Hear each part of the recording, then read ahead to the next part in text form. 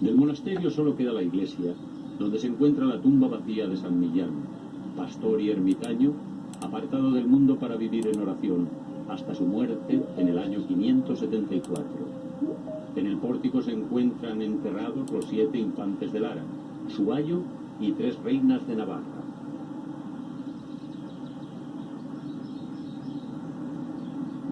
En el siglo XI, bajo el mandato de García Sánchez, se baja el monasterio al más accesible y uso, el de abajo.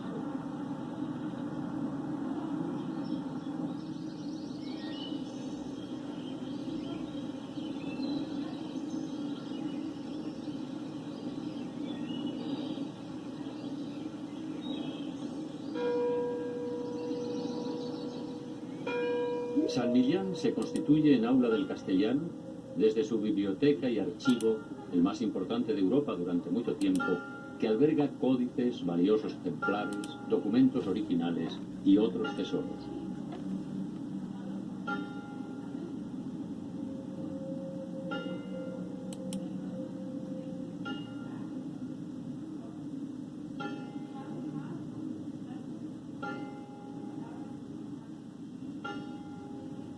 Es aquí en el siglo XIII donde Gonzalo de Berceo escribe los primeros poemas en castellano. De un otro milagro vos querría contar que cundió en un monje de hábito reglado. Quísolo el diablo duramente espantar, mas la Madre gloriosa sopo velar. Pero que en sus fieles non se podía tener, iba a la iglesia como solía hacer. Quísolo el diablo tan callada poner, también se lo cuidaba res mientras vencer. ¿Habéis podido el monje la palabra cumplir? Menos Santa María, como solía venir, con un palo en mano por al león frío, metióselis en medio e empezó a decir. Empezóle a dar de grandes palancadas, no podían las menudas escuchar las granadas. Es un gran escribidor, no en vano está considerado pues, el primer poeta en lengua castellana, y por otra parte echa también mano de todo lo que es la tradición juglar más popular. Por eso, a mí lo que más me interesa de Gonzalo de Berceo, y hasta desde el punto de vista dramático y de puesta en escena, pues son los milagros de la Virgen, ¿no? Donde efectivamente se condensa esto y donde nos damos cuenta por los argumentos que toca mucho y muy directamente pues, a la picaresca. Lo que es claro es que los milagros también fueron cantados por los juglares, ¿no? Quiero hacer una prosa en román paladino, ¿no? Una prosa en la cual pueda hablar con mi vecino, dice, no solamente con el cura nato y con los prelados y con los nobles. En el monasterio se conjugan diferentes estilos.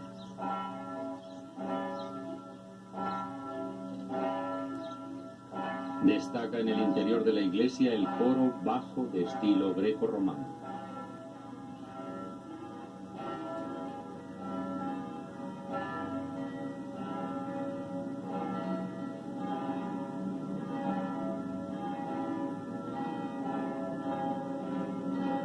El púlpito plateresco tallado en madera de nogal.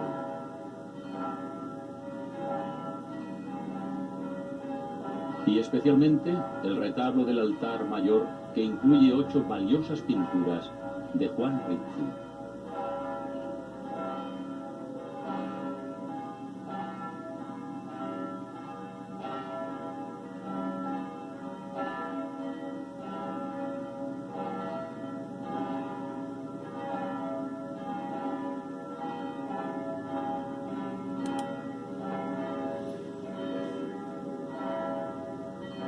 El edificio alberga numerosas obras de arte, entre las que se encuentran las arquetas con marfiles. En la de San Millán, del 1067, están depositados los restos del santo. Estas piezas maestras de la hegoraria hispana medieval muestran influencias bizantinas, pero enclavadas en la tradición mozárabe. La otra arqueta, de menores dimensiones, contiene los restos de su maestro, San Felices, y es obra del 1090. Los techos de la sacristía del siglo XVIII conservan la riqueza de su color original y no han sido nunca restaurados. La estancia está repleta de altorrelieves, tablas, lienzos y cobres. Las palabras escritas de la nueva lengua mestiza, surgidas de este monasterio de La Rioja, marcan la importancia que para la nueva cultura tendrán los monasterios riojanos, por donde se depura y se difunde la nueva lengua a través del mester de clerecía.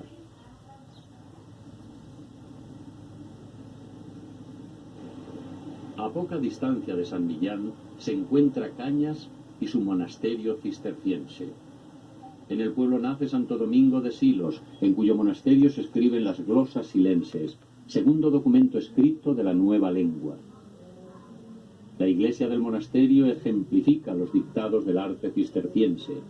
La importancia de la luz como metáfora del estado de gracia hace que los muros prácticamente desaparezcan, reconvertidos en vanos de alabastro. La cabecera de la iglesia se convierte en fuente de luz para el recinto. Arcos ojivales, bóvedas de crucería, verticalidad y austeridad.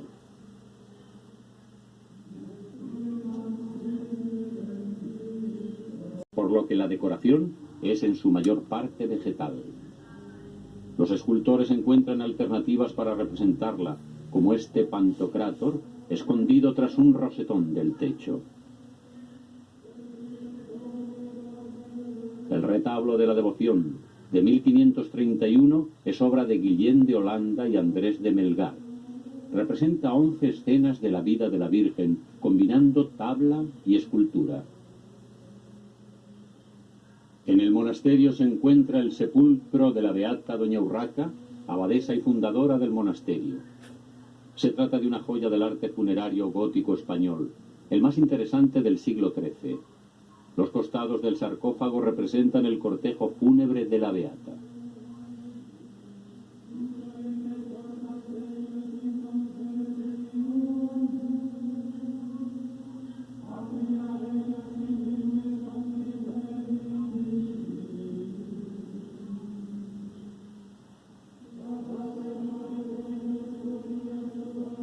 Entre los tesoros pictóricos del monasterio destaca una serie de lactatios de San Bernardo, amamantado por la Virgen. El santo es uno de los artífices de la devoción mariana y se dice que los elogios que le proporcionó merecieron de María alimentar con su leche a la boca que tanto la había alabado. El Valle de Valvanera, o Valle de las Veneras, se denomina así por los numerosos restos fósiles que se encontraron allí. En tiempos paganos pudo haber existido en el valle un centro de devoción a Venus, Venere. En lo más profundo del valle, encaramado a una ladera de la Sierra de San Lorenzo, se encuentra el monasterio de Santa María de Valvanera, sede de la imagen de la patrona de La Rioja, que dará nombre a una de las naves que parte con Colón hacia el descubrimiento de América. La Santa María de Valvanera, su nombre completo. Se representa a esta Virgen en el interior de un árbol seco.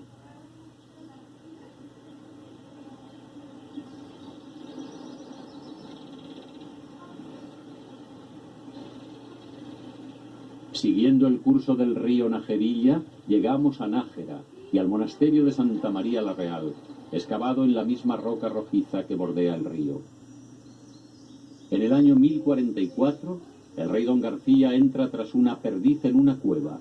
En su interior encuentra una imagen de la Virgen, llamada la Virgen del Alcázar o de la Rosa, con la perdiz y el halcón lanzado por el rey, reposando serenos a sus pies. Junto a la imagen encuentra una jarra con azucenas, una campana y una lámpara. El rey toma el hallazgo como un buen augurio en la inminente campaña de reconquista y encarga una iglesia fastuosa como continuación de la cueva. El rey don García se encuentra enterrado junto a doña Estefanía en el magnífico Panteón Real, obra renacentista que alberga gran parte de la familia real del reino Nájera-Pamplona. Desde don Sancho Garcés Abarca, el rey más antiguo de los aquí enterrados. Conservan la riqueza de su color original y no han sido nunca restaurados. La estancia está repleta de altorrelieves, les pongo el link, lienzos y cobres. Y nos quedamos aquí. ¿Qué estamos viendo? Que hay una influencia primeramente latina y después nos quedamos con esa imagen que es muy representativa incluso en estas fechas, porque es la imagen que representa la independencia de México. ¿Ok?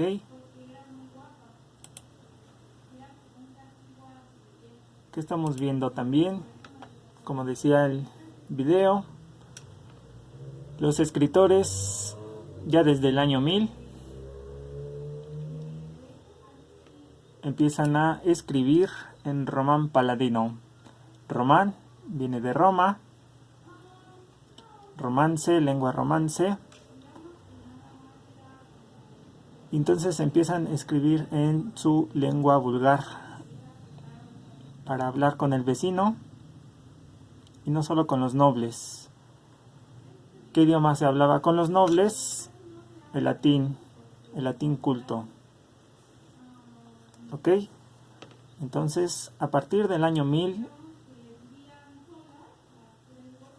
se empieza a escribir en una lengua romance. ¿Ok? Ya no en latín. ¿Qué pasa cuando se empieza a escribir algo? Pues ese texto permanece y nos llega a nosotros. Muy bien, les recomiendo que terminen el video. Tiene muchas referencias con lo que ahorita estamos viviendo. Pero vamos a iniciar con esta locura que se me ocurrió en la mañana. Vamos a ver dos temas rápidos. Hoy, primer tema, 1.3. Se llama: las palabras nacen, crecen, evolucionan y caen en desuso. Aquí hay que remarcar algo más, que no solamente las palabras, sino las lenguas. Las lenguas se originan, como el román paladino, crecen, se desarrollan, se expanden, evolucionan y mueren, como el latín culto. El latín y el griego, especialmente el latín culto, el registro culto y el griego culto, han caído en desuso. Aunque algunos filólogos, más adelante vamos a remarcar esa palabra, filología, algunas personas, algunos estudiosos en la escuela, siguen hablando latín y griego. Pero bueno, las palabras nacen, las palabras en español, en nuestra lengua materna,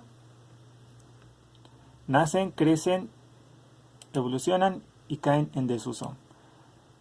¿Cuál es el objetivo? El objetivo es un poco largo, pero de todas maneras lo ponemos en el chat. ¿Qué es lo que enfatiza este tema? Vamos a analizar la diversidad y el dinamismo de la lengua. Vamos a crear una conciencia de nuestra lengua mediante el análisis de la etimología, lo que ya hemos hecho, el análisis de dónde vienen las palabras, no solamente del latín, sino también del árabe. Como vemos, el arte es reflejo de los orígenes también. Si se dieron cuenta en el video, en la iglesia hablaban latín, pero había pinturas, sobre todo en esa imagen que nos quedamos al final, de influencia árabe, los mozárabes. ¿Ok? Entonces vamos a analizar la etimología, el origen, cómo se multiplican las lenguas y sus palabras, además de la estructura, cómo están compuestas las palabras y su significado. ¿Ok? Vamos a ahondar un poquito en esto.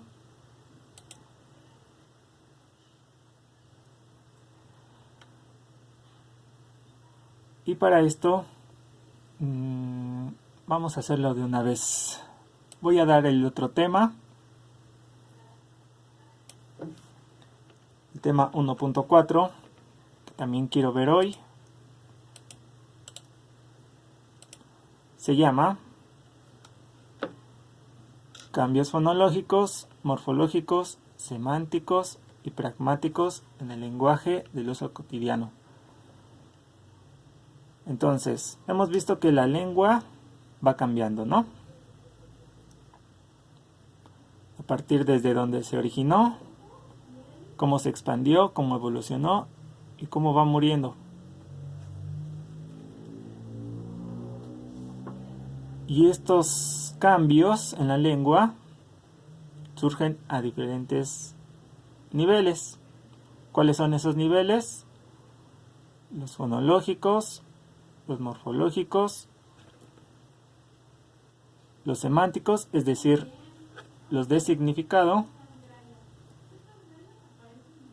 y los pragmáticos. ¿Ok? ¿A qué nos referimos con un cambio pragmático? Ahorita lo vamos a ver. Pero básicamente se enfoca en lo que hacen los hablantes de la lengua, lo que hacemos nosotros mismos. El objetivo del tema 1.4 consiste en distinguir los cambios fonéticos, los morfológicos, los semánticos en el uso cotidiano de la palabra. Ok, ¿qué subrayamos en ambos temas? Cambios, dinamismo, fluidez.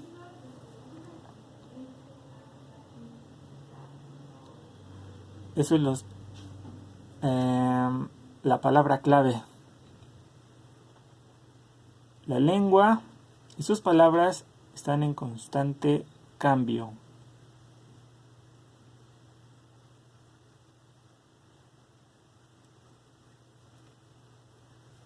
Es como un flujo, es como un río. ¿Ok? De ahí viene la palabra discurso. Un discurso es un texto que evidencia que la lengua corre, fluye, cambia. ¿Ok? Discurso, algo que corre.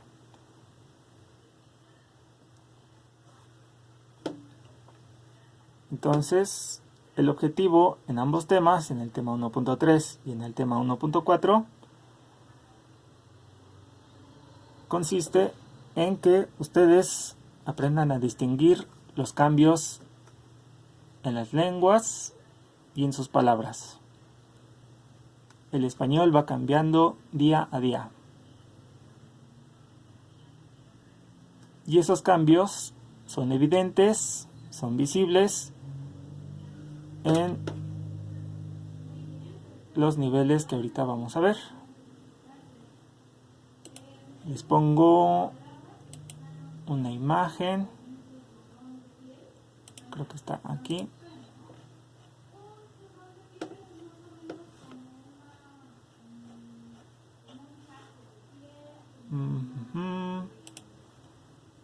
Voy a descargar de aquí. Vamos a ver a continuación los niveles de la lengua. Estos niveles son más visibles en un registro oculto, es decir, cuando la lengua está escrita, podemos ordenarla en estos niveles. Les pongo la imagen en el chat y además la comparto. Vamos a ver una pirámide.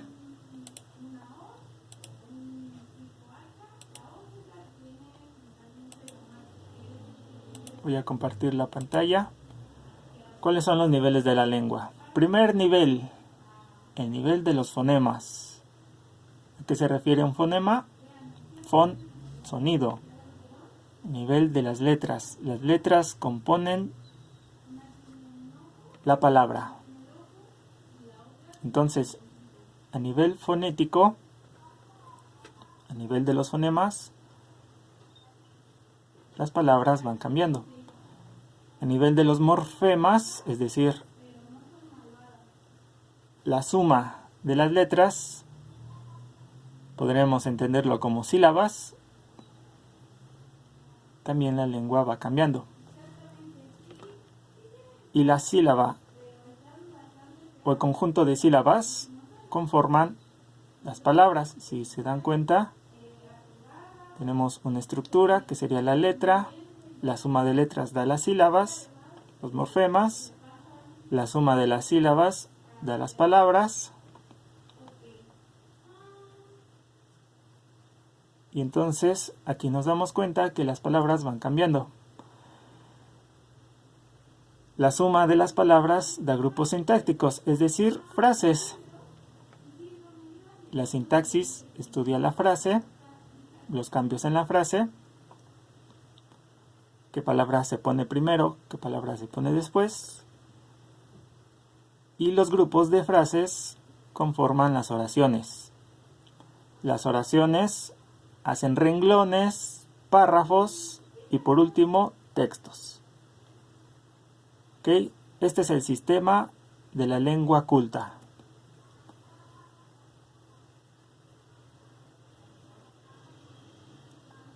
Y en este caso, en el caso de las oraciones, está el nivel semántico, el nivel de los significados. Entre las palabras y las oraciones está el nivel semántico. Lo ponemos aquí en el chat. Entonces tenemos nivel fonético, cuando cambian las letras.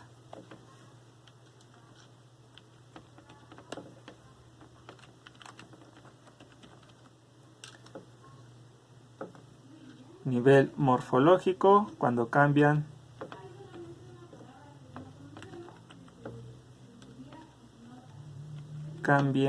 las partes de las palabras.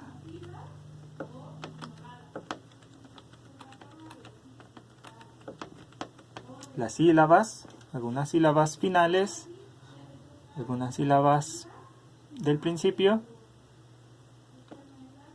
En el nivel sintáctico, cuando cambian las palabras en la oración, en las frases.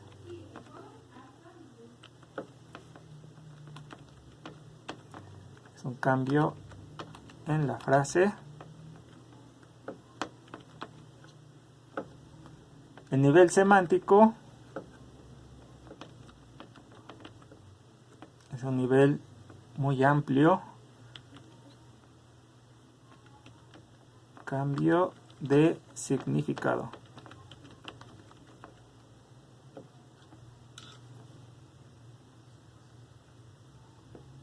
¿Ok?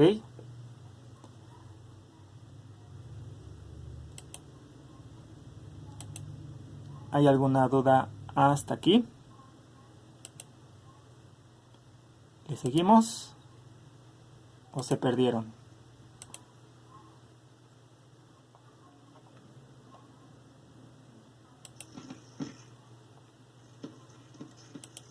¿Todo bien?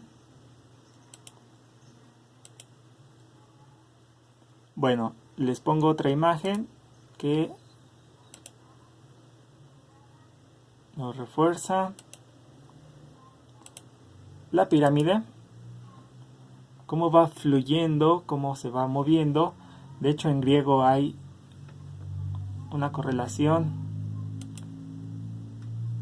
varias correlaciones con el flujo de la lengua. Se dice sobre el tema: hay ríos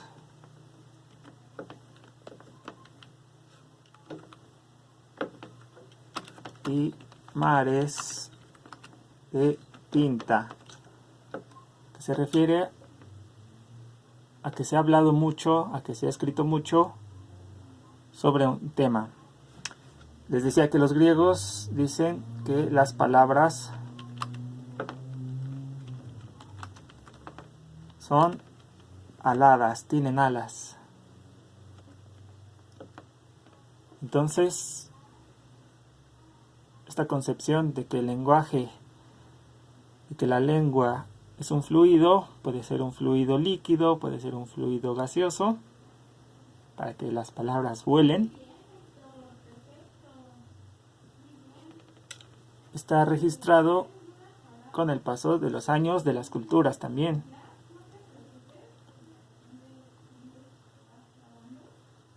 El discurso, los ríos, los mares, las palabras son aladas. Se refiere a que las palabras son aladas porque en latín existe un dicho: verba volant, scripta manent. ¿A qué se refiere? Que los verbos, las palabras, vuelan, desaparecen. Las palabras en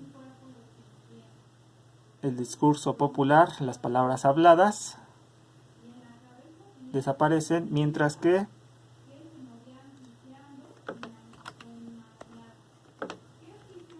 los escritos permanecen.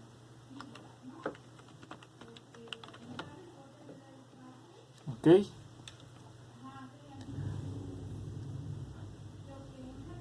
Ya que vemos esa concepción de la lengua como un flujo, como un líquido, como un aire, como algo que puede volar, desaparecer, esfumarse,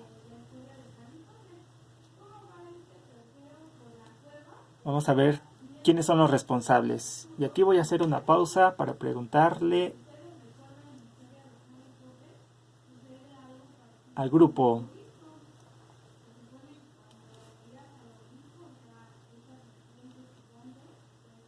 ya vimos que en cuanto al registro escrito, el registro culto, la palabra permanece, se mantiene, deja evidencia. ¿Ok? Mientras que la palabra de uso cotidiano va cambiando. ¿Quién es responsable? ¿Cuál es el factor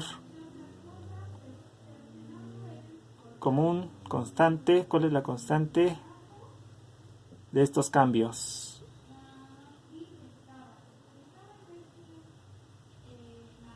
Las palabras cambian, sí.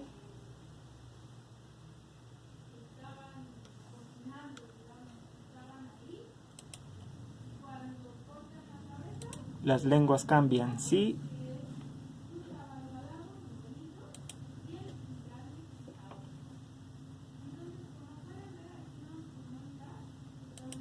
A ver, esa es una participación. Si completan la frase, tienen 10 en este periodo. Las lenguas, las palabras cambian, ¿sí?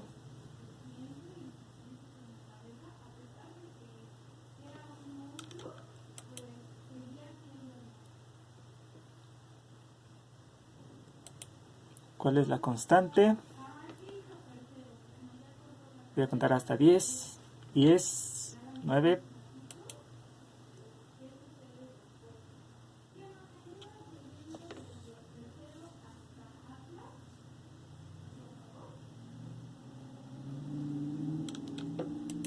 Tres, 2, 1. Uy, qué lástima, nadie se llevó el 10 en este periodo. Bueno, las palabras cambian, sí. Se siguen hablando. ¿Cuál es el factor constante en el cambio? No es la lengua propiamente, sino el hablante. Si el hablante cambia, si el hablante se traslada desde Castilla hasta América, va a cambiar su lenguaje, van a cambiar sus palabras. Por lo tanto, vamos a agregar otra imagen. Aquí está.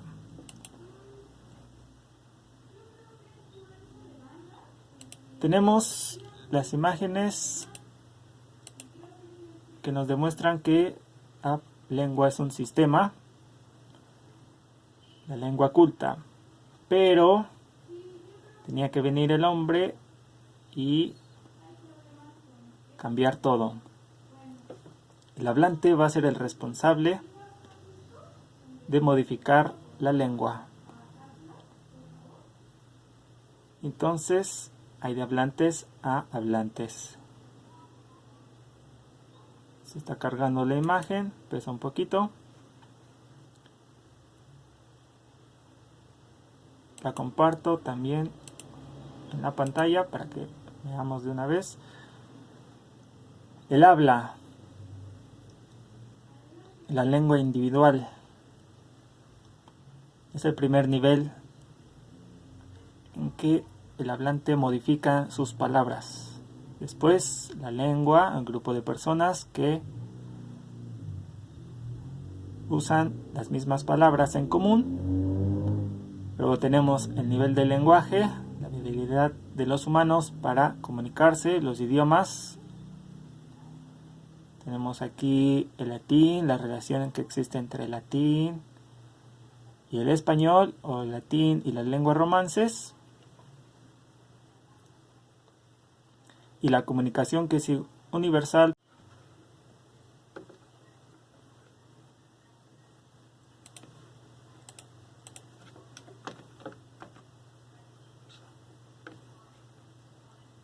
Déjenme ver si estoy compartiendo la pantalla. Sí.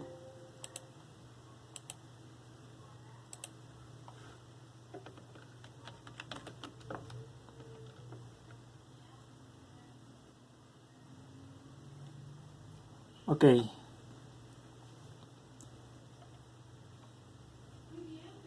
Las palabras cambian conforme pasa el tiempo. Algunas desaparecen, otras se adaptan.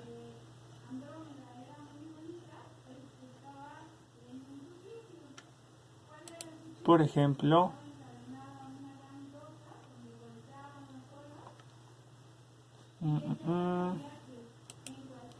así la puedo ver en tamaño más grande. Compartimos este conjunto de palabras bonitas del español. Melifluo viene de fluido, meloso, y meloso viene de miel. Es algo dulce, delicado, suave. Inefable, algo que no se puede fablar. Recuerden que la F a veces cambia por H. Entonces estamos viendo estos cambios, estas alternancias fonéticas, cambios en la lengua. Mel puede tener el diptongo IE para referirse a la miel. Inefable, fablar, cambia de la F a la H. Algo que no se puede expresar, algo que no se puede hablar. Etéreo se mantiene con algo que es muy ligero. Limerencia.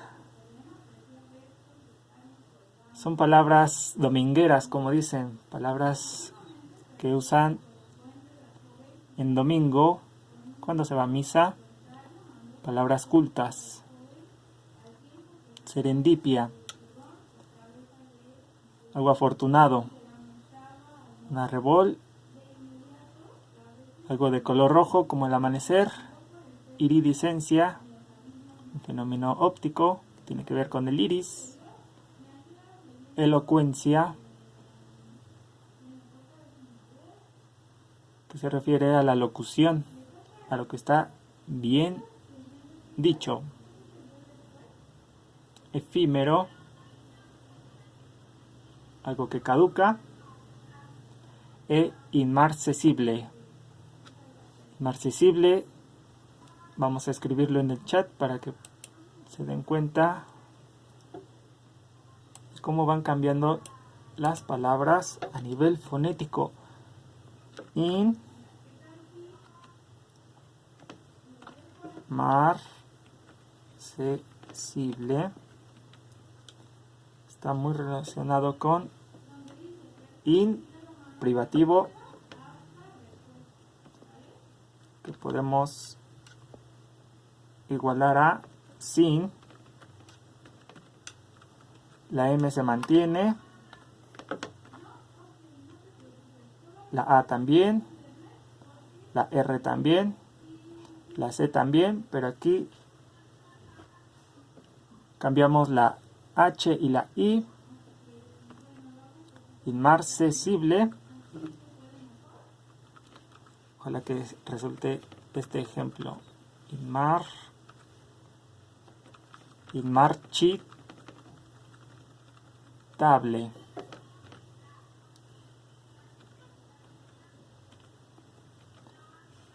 Que nunca envejece, que nunca se marchita. La B, la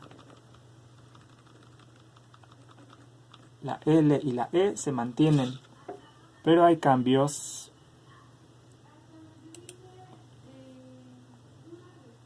en la lengua a nivel fonético, a nivel de las letras, ¿ok?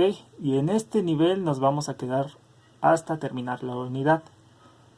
Cómo van cambiando las letras entre las palabras. Sin marchitarse. Ok, inmarcesible. Creo que me da tiempo de poner otro ejemplito de palabras cultas.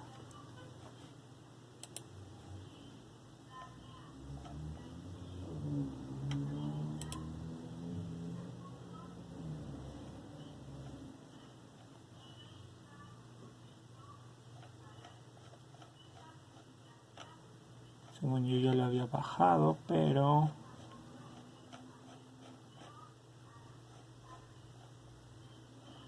bueno, no se preocupen. La próxima clase haremos una actividad referente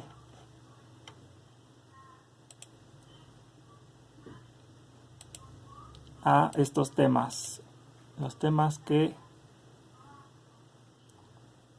se refieren al cambio de la lengua. La lengua cambia a diferentes niveles.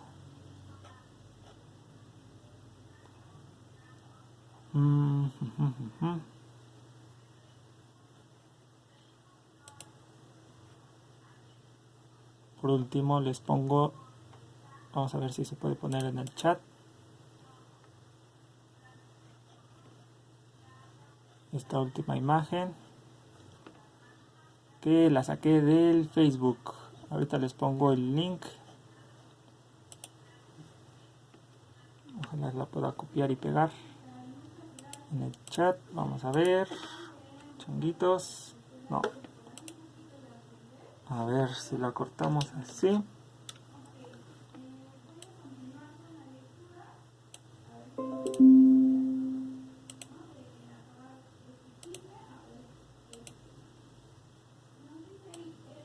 Ah, sí se pudo. Qué bien. ¡Tarán! De todas maneras comparto la pantalla para que veamos la misma imagen. Cosas que tienen nombre aunque ustedes no lo sepan. Número 1, la virgulilla, que se llama esa ondita que se le pone a la ñ. Número 2, trago. Ese cachito de la oreja que está antes del hoyito. Geme, la distancia entre el pulgar y el índice. Mi mamá me enseñó que esa distancia se llamaba cuarta también. Era una medida. El rechazo, la parte del cuchillo que no tiene filo. El equete, la rueda de limón o de naranja que se le pone a una bebida.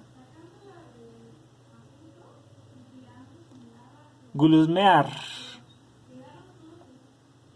Lo que hacen las abuelitas cuando están haciendo la comida. Bueno, lo que hacemos cuando hacemos la comida. Oler lo que se está cocinando. Y Borborigmo. El sonido de la panza. Cuando te ruge la panza se llama... Queremos decir que tenemos borborigmo.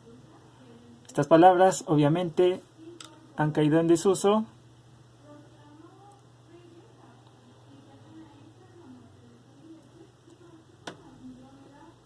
Y ustedes las pueden usar como palabras domingueras, ¿ok? Bueno, si quieren saber más palabras, les vuelvo a poner este vínculo. De ahí saqué toda la información, o la mayoría. Etimologías en Facebook. Y por hoy sería todo. ¿Tienen alguna pregunta? Creo que aprendieron bastante, ¿no? Nos quedamos como conclusión que las palabras y las lenguas cambian. ¿Cómo cambian? Sobre todo a partir de las letras. Las palabras van cambiando con el tiempo y van cambiando de letras. Hay alternancia en las letras. ¿Tienen alguna duda? ¿Les puedo auxiliar en algo más? ¿No? ¿Todo bien? Perfecto. Entonces nos veríamos el viernes para hacer una actividad con este tipo de palabras. Palabras cultas.